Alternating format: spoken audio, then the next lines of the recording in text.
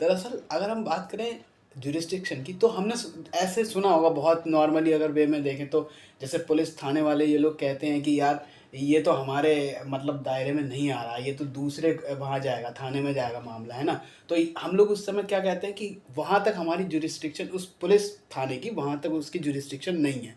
मतलब यह कहीं न कहीं बात कहने को ये कह रहा है कि कहीं न कहीं उसकी पावर्स नहीं है। उस थाने की पुलिस वालों की वहाँ पावर्स नहीं है या शक्तियाँ नहीं है।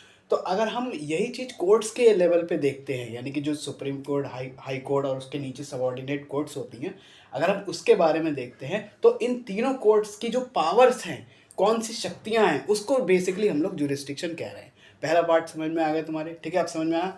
अब देखो, जब हम लोग बात करते हैं कि अब ये मतलब ये किन कोर्टों पे लागू हो सकती है, ये पावर ये किस प्रकार की कोर्ट्स जो है वो कर सकती हैं, जारी कर सकती हैं, है ना? रिट का मतलब कोई ऑर्डर ही यहाँ पे दिया जाएगा या कोई आम व्यक्ति ये मतलब वो केस करेगा किसी पे और ये रिट्स ज्यूरिसडिक्शन वो फाइल करेगा इस प्रकार से सुप्रीम कोर्ट में।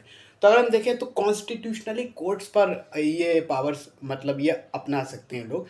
तो कॉन्स्टिट्यूशनली कोर्ट्स क्या होती हैं? जो संविधान से संबंधित मैटर सॉल्व करती हैं, खास करके जो संविधान से संबंधित मैटर्स जो सॉल्व करती है, जैसे कि सुप्रीम कोर्ट और हाई कोर्ट। यहाँ पे यहाँ हम लोग सबॉर्डिनेट कोर्ट्स को नहीं लेंगे। अगर हम तो सुप्रीम कोर्ट और हाई कोर्ट के पास ये पावर्स होती हैं रिट जारी करने की। तो ये बात क्लियर हो गई। तो देखो अब इसमें कोई आर्टिकल्स हैं क्या? हाँ बिल्कुल। तो हमें सबसे पहले आर्टिकल 32 याद रखना है, यानी कि आर्टिकल 32 ये जो पावर देती है यूज़ करने का, वो सुप्रीम कोर्ट के हाथ में ये वाला पावर्स है। हाई कोर्ट कर सकती हैं, ठीक है, हाई कोर्ट इसके लिए आर्टिकल 226 याद रखना है जो ये। लेकिन अब देखो जो हमारा आर्टिकल 32 है उसमें लिखा गया है कि भाई जो सुप्रीम कोर्ट है वो खासकर जो रिट ऑर्डर्स पास करेगा वो या तो केवल केवल संविधान से संबंधित मामलों पे करेगा, ठीक है? ओनली कॉन्स्टिट्यूशन मैटर जब भी होगा तब ये काम करेगा, ये पावर काम करेगी। और किसी ने रिट फाइल करी और रिट फाइल करने के बाद में जो ऑर्डर आया वो पूरे ऑल ओवर इंडिया पर बाध्य होगा, यानी कि सब जगह माना जाएगा। ये सुप्रीम कोर्ट का आर्टिकल 32 है।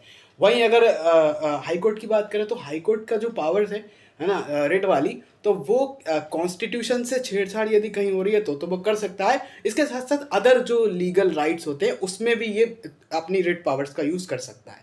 लेकिन supreme court only constitution matters, ठीक है?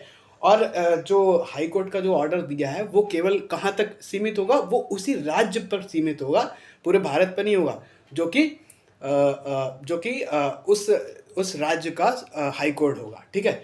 ये बात समझ में आ गई। अब टाइम की कमी के कारण मैं यहाँ पे थोड़ा आपको रोक रहा हूँ, है ना? इसके बाद हम लोग ये किस प्रकार की